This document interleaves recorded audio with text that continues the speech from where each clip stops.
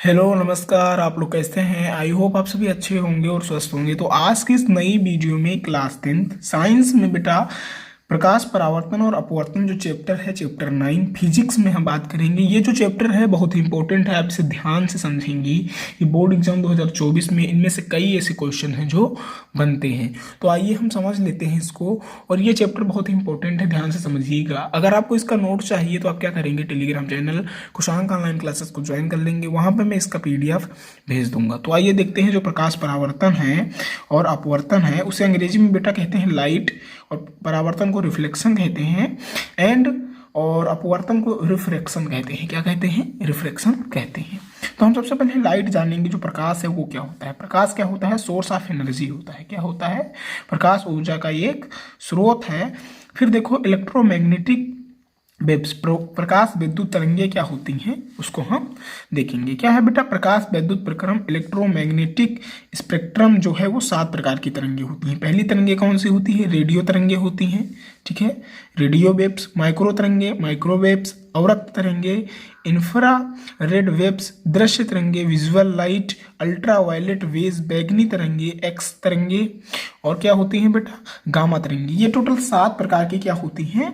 जो electromagnetic spectrum होता है वो 7 प्रकार की टोटल तरंगे होती हैं। अब देखेंगे बेटा तरंग दैर्घ्य के घटते क्रम में है। जो तरंग दैर्घ्य होती हैं वो तरंग दैर्घ्य के घटते क्रम में है। और क्वेश्चन देखो इनमें से किस तरंग की, ये जो ऑब्जेक्टिव क्वेश्चन है वो इस तरीके से बन सकता है, इनमें से किस तरंग की तरंग दैर्घ्य सबसे कम है? ए नंबर अवरक्त तरंगे, बी नंबर माइक्रो तरंगे, और सी नंबर गामा तरंगे, और डी नंबर एक्स तरंगे। तो इसका जो सही ऑप्शन है वो क्या है बेटा? गामा तरंगे हैं। क्या है? जो गामा तरंगे हैं वो इनमें से जो तरंग दैर्घ्य है वो सबसे कम है। किस किरणों की बेटा? गामा किरणों की। तो ये कुछ इंपॉर्टेंट टर्म्स हैं जिन्हें हमें देख लिया। अब हम आगे देखेंगे। अगर आपको लाइट प्रकाश की परिभाषा लिखनी है तो आप इस प्रकार कुछ लिखेंगे।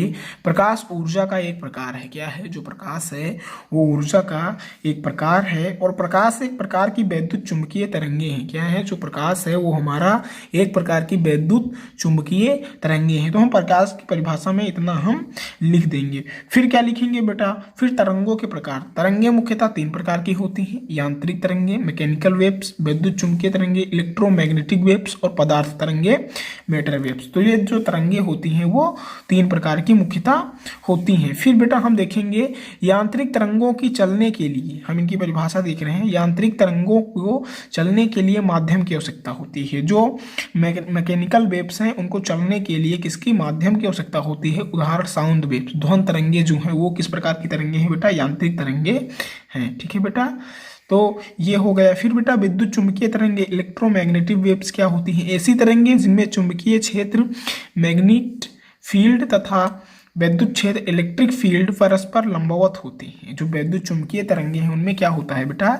ऐसी तरंगे जिनमें जो चुंबकीय क्षेत्र होते हैं वो क्या होते हैं? परस्पर लंबवत होते हैं। किसके? विद्युत क्षेत्र के। अब उदाहरण देखेंगे तो वैद्युत चुंबकीय तरंगे 7 प्रकार की होती हैं, मैंने अभी बताया है। रेडियो तरंगे, माइक्रो तरंगे, अवरक्त तरंगे, और प्रकाश तरंगे, दृश्य प्रकाश, परावैगनी तरंगे, एक्स तरंगे, और गामा तरंगे। तो ये जो तरंगे हैं ये बेटा वैद्युत चुंबकीय तरंगों के प्रकार कह सकते हैं, और ये उदाहरण भी है। फिर हम आगे देखेंगे।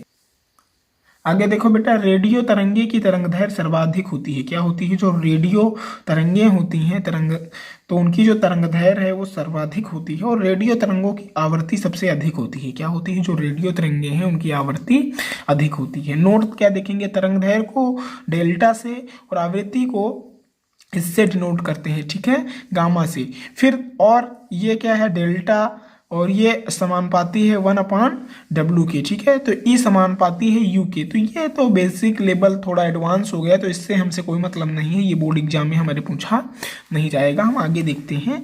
रेडियो तरंगों की ऊर्जा सबसे कम होती है। ठीक है, रेडियो तरंगे जो हैं उनकी ऊर्जा जो है वो सबसे कम होती है। गामा तरंगों की तरंग दैर्घ्य जो है वो सबसे कम होती है। फिर गामा तरंगों की जो आवृत्ति होती है वो भी सबसे अधिक होती है। गामा तरंगों की ऊर्जा जो होती है वो सर्वाधिक होती है। तो ये इंपॉर्टेंट था। फिर है प्रकाश को चलने के लिए माध्यम की आवश्यकता नहीं होती है। ठीक है बेटा, आप सभी जानते हैं कि जो प्रकाश है उसको चलने के लिए माध्यम की कोई आवश्यकता नहीं है। उदाहरण जैसे माध्यम है तो प्रकाश का चलना, निर्वात, ठोस, द्रव, गैस, तो ये प्रकाश का चलना है, इसके लिए माध्यम की आवश्यकता कोई नहीं है। फिर देखो प्रकाश की चाल के बारे में बताने वाली सबसे पहले वैज्ञानिक रोमर थे। कौन थे बेटा? जो प्रकाश है उसके बारे में बताने वाले जो वैज्ञानिक थे वो रोमर थे। फिर प्रकाश की निर्वात में चाल 3 × 10⁸ मीटर प्रति सेकंड होती है। ये तो आप जानते हैं कि प्रकाश में निर्वात की चाल, ये बहुविकल्पीय प्रश्न में भी पूछा जा सकता है कि प्रकाश की निर्वात में चाल बताइए और ऑप्शन दिया रहेगा। तो ऑप्शन आप सही टिक किस पर करेंगे बेटा? 3 × 10⁸ मीटर प्रति सेकंड। आगे देखेंगे, आगे बेटा है प्रकाश की प्रकृति, नेचर ऑफ लाइट। तो देखो आपतित किरण अभिलंब के साथ जो कोण बनाती है उसे आपतित कोण कहते हैं। क्या कहते हैं? आपतित किरण जो अभिलंब के साथ कोण बनाती है उसे हम आपतित कोण कहते हैं। परावर्तित किरण अभिलंब के साथ जो कोण बनाती है उसे परावर्तित कोण कहते हैं।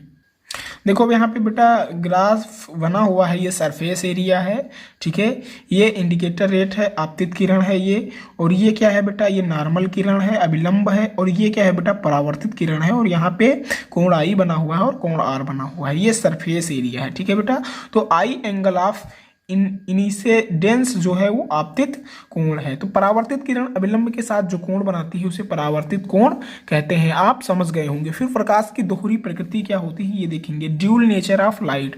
प्रकाश कण तथा तरंग दोनों ही रूपों में चल सकता है। जैसा कि आप जानते हैं जो प्रकाश है वो पार्टिकल तथा व्यक्त तरंगों दोनों के रूप में ही चल सकता है। ऊर्जा के डबल जो फोटान हैं वो इस प्रकार के होते हैं। ये चित्र आप देख लेंगे। ठीक है बेटा, आगे अब हम देखेंगे प्रकाश की प्रकृति कैसी होती है, नेचर ऑफ लाइट क्या होती है ये हम देखेंगे। तो प्रकाश अति सूक्ष्म कण ऊर्जा के बंडल से मिलकर बना होता है। किससे बना होता है? जो प्रकाश है वो अति सूक्ष्म ऊर्जा के बंडल से मिलकर बना होता है जिसे हम फोटान कहते हैं। ठीक है, दृश्य प्रकाश की तरंगदैर्घ्य ये बेटा 7800 एंगस्ट्रॉम से 7800 एंगस्ट्रॉम, नहीं सॉरी यहाँ पे 3000 है, 3800 से या 3800 लिखा हुआ है, एंगस्ट्रॉम से 7800 एंगस्ट्रॉम तक होती है। किसकी बेटा? दृश्य प्रकाश की तरंगदैर्घ्य। फिर क्या, दृश्य प्रकाश की जो निर्वात में चाल होती है वो 3 × 10⁸ मीटर सेकेंड होती है। अभी मैंने बताया प्रकाश की जो चाल होती है वो 3 × 10⁸ मीटर प्रति सेकेंड